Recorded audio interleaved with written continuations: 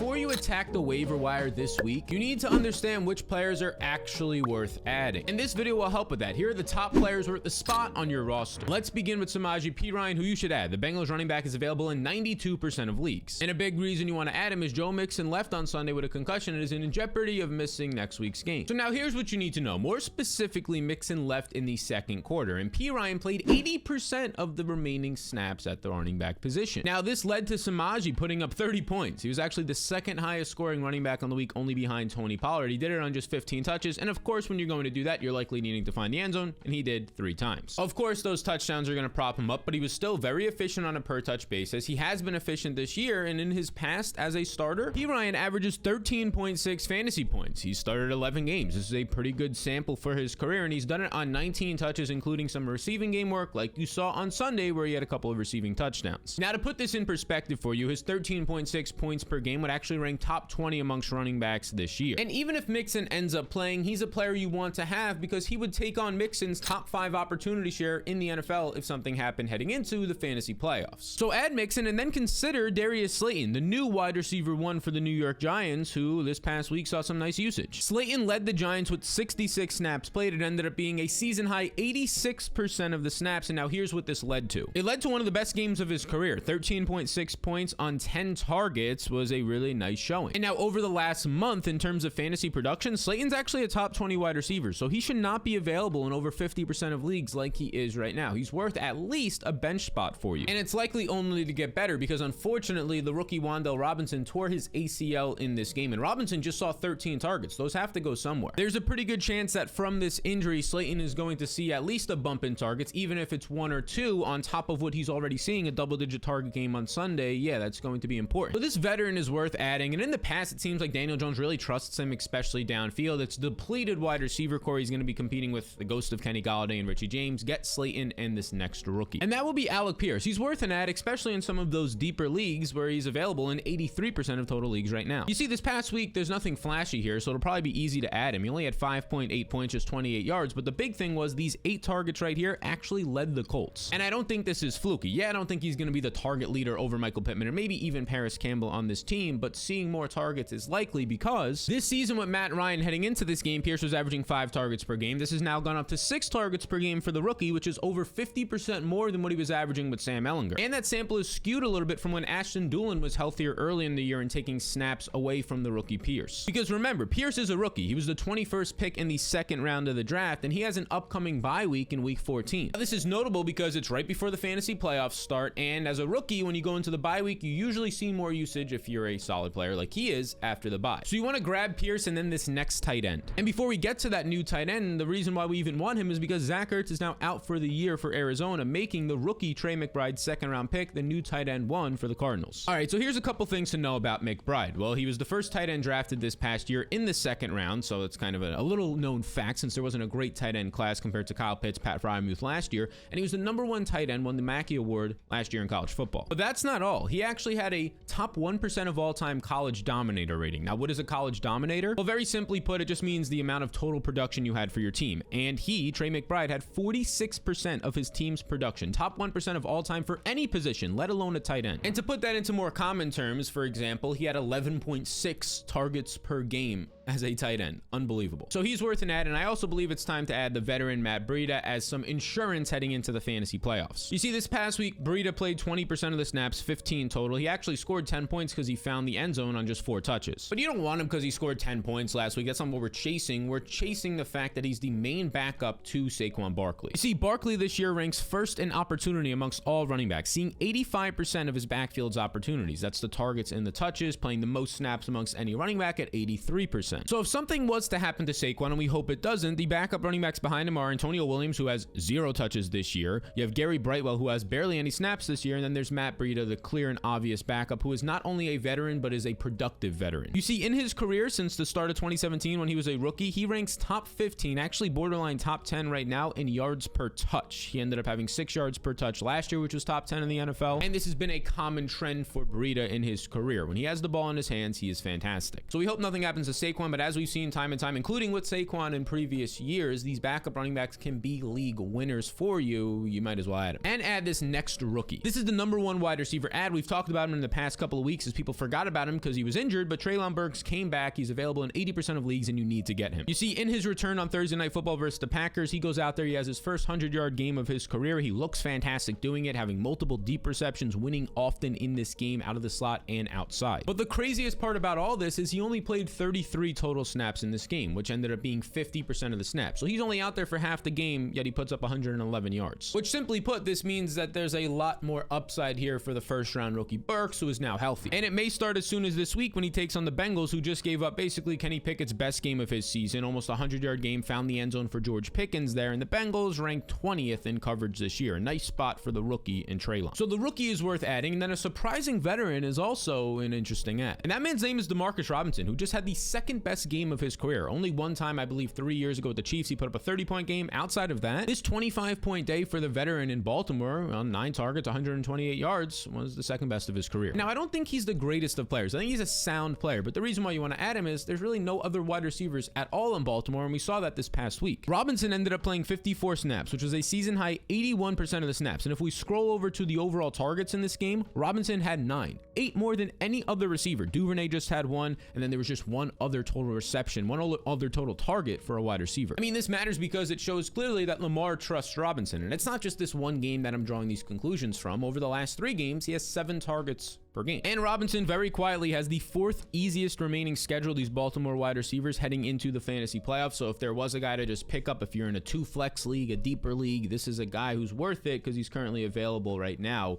in over 90% of leagues. So add that Ravens wide receiver who might be their new wide receiver 1, at least based on the usage these last couple weeks, and then get this veteran RB. And that would be Dontrell Hilliard, the teammate of Treylon Burks, who we talked about earlier. You see, Hilliard very quietly ranks 1st in rushing efficiency this year, averaging 6.4 true yards per carry. But the craziest part about all this, he actually led the NFL last year in true yards per carry with 5.5 yards per carry. He's averaging 1 more this season. So simply put, he's a very productive running back when he touches the ball. Now, obviously, this is a smaller sample, and he's the clear backup to Derrick Henry. And you can see for yourself right here how much of a clear backup he is. He has 139 snaps this year compared to the rookie out of Michigan, Hassan Haskins, who has 54 snaps. Now, this matters because, well, Derrick Henry is seeing a large workload, a very large workload this season. You see, Henry leads the NFL. He had 202 carries coming into Thursday night, then he added 28 more, so 230 carries. That's 23 per game. And like Saquon, we hope absolutely nothing happens to Derrick Henry, but the fact of this position is when you're seeing that many touches, you may end up missing a game or a few, which would mean the efficient Dontrell Hilliard would step in for Henry. So add Hilliard before that happens and then attack this rookie RB. We just saw him play on Sunday Night Football for the Kansas City Chiefs, and that would be Isaiah Pacheco, who is worth an add for plenty of reasons. Reason number 1, Clyde Edwards-Helaire, as you can see from Mojo right here tweeting out. Clyde Edwards-Helaire, he had an ankle injury on Sunday night, and he was ruled out. He only played 5 snaps in this game before getting injured. It seemed like Clyde Edwards-Helaire was going to play more snaps in this game after playing just 4 in last week's game, but he was still the clear RB3 in the rotation. So that's one reason why you want him, potentially less players to have to be battling with for even a few snaps a game. The second reason has to just do with his production on his opportunities. He went for 100 plus yards, his first career 100-yard game on just 15 touches in this one, which means now in back-to-back weeks, he has 15 plus touches and 80 plus rushing yards. The translation here is that the rookie is slowly breaking out, and it's going to get even better for him because he has the 5th easiest remaining schedule, this Kansas City team right here entering the fantasy playoffs, and we know Kansas City is going to be favorited. We know they're going to be in the red zone often, which leads to touchdown chances, and if Edwards-Helaire misses time, we mean even more usage for Pacheco. Now, that schedule that he has, the specific matchups are as followed. He faces the Bengals in week 13, so if you're having a playoff push, you're definitely starting him that week. And then in week 15, to kick off plenty of fantasy playoff leagues out there, he's going to be facing the Houston Texans, who rank 30th in run defense. It will be his best matchup of the season at the most opportunistic time for you, the fantasy manager. So I'm adding Pacheco, and I'm also buying him on Mojo, the sports stock exchange. The simple thing to know here is you can now invest in what you know for a player's career. For example, Isaiah Pacheco over the last month has rose 13%. That makes sense since he's had 15 plus touches in back-to-back weeks and has looked good, but it's not enough. You might be saying, well, Sal, why is it not enough? Well, Isaiah Pacheco is still just $5 per share, and the average running back, as you can see right here, is priced at $8.50 per share. This literally means he's 41% less than the average NFL running back, even though he's basically the RB1 right now on the Patrick Mahomes' #1 offense in the league, Kansas City Chiefs. So if this dude can just be average, he'll actually rise 41% as of his current price for you in the player stock market. So buy Isaiah Pacheco on Mojo. You can use the link in the description below, and then get this next guy as well. And that would be the veteran Randall Cobb. You should consider him, especially if you're in a deeper league, but really in all leagues, he's been productive when he's out there and healthy. You see, he returned on Thursday Night Football in Week 11, immediately was the wide receiver 3 over Sammy Watkins, playing 55% of the snaps. Now, this led to Randall Cobb putting up a nice day. He had a couple of deep receptions in this game, caught all 6 of his targets for 73 yards, and here's what you need to know. Cobb now has 19 targets, 9.5 per game over his last 2 healthy games, and Aaron Rodgers has been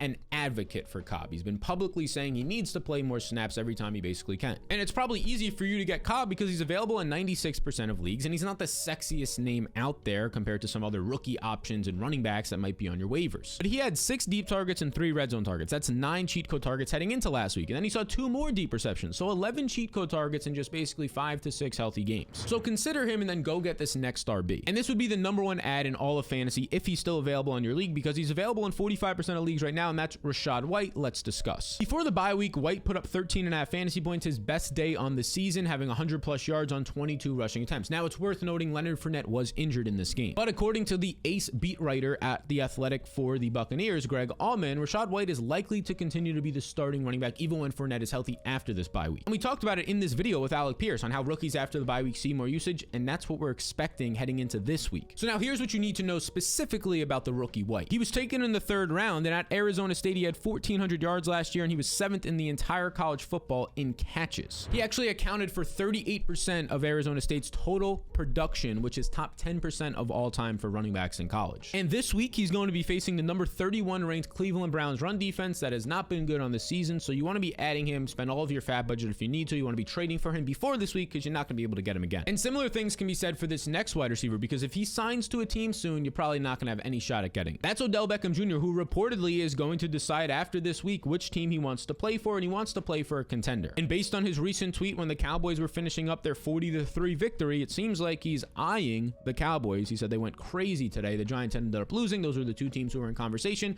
Seems like it's leaning to the Cowboys, especially after Jerry Jones' comments yesterday. And if he's joining the Cowboys or a similar team, it's likely that they are a contender, like he wants a quality offense like the Cowboys are with a good quarterback. Shout out Dak Prescott. Now, Odell is 30 years old off a torn ACL. We have to factor that in. However, he's well ahead of schedule on his recovery, and if you look at his last 7 weeks of the regular season last year, starting right here with 19.1 fantasy points, he ends up putting up 11 points, 20 points. Then he has a stinker for 2, 14, 15. He was a flex-worthy starter, or just a starter in general, in 71% of his final 7 games. And Odell, in his last healthy game, the NFC Championship, put up 113 yards in that game alone. So pick up Odell and then consider Deshaun Watson, who will start in 2 weeks. He returned to practice last week and is still available in over 50% of leagues. Now, here's why you want him. Very simply put, it's been a while since he's been a starter for a lot of reasons, but he has 54 career starts in the NFL and averages 23.5 points in those contests. Only these 3 quarterbacks, Patrick Mahomes, Josh Allen, and Jalen Hurts, have more fantasy points per game this year than Deshaun Watson does in his career. So Watson is basically a top 5 quarterback if you plugged in his averages for this season. Obviously, it's not that straightforward since there's been a long layoff and he's joining a new team now, but this new team is a nice spot for him to be, because the Browns have a top 10 offensive line, and the Browns have the 2nd best run game offense right now, which is always going to be helping a quarterback, especially to have an efficient play action game, something that he really never had in Houston. So you want to go get Deshaun Watson right now. Again, he's available in over 50% of leagues, and grab his wide receiver. We've been talking about this guy for like a month straight now, but it's Donovan Peoples-Jones, who just continues to impress after going for over 60 yards yet again, finding the end zone and putting up over 17 fantasy points, yet he's still available in over 60% of leagues. This is a tweet that I had last week. He set a career high in back-to-back weeks, playing 93% of the snaps and then 96% of the snaps, and now it's been 3 straight weeks, because in week 11, he played 99% of the snaps, a new career high. And he's producing on this usage, going over 11 fantasy points in 5 straight games, meaning he's at least a flex-worthy player. 17 points this past week, definitely a starter for you. The most impressive part is he's doing it with Jacoby Brissett, who ranks 37th in quarterback accuracy this year, behind a bunch of terrible quarterbacks who are also backup quarterbacks. But Brissett,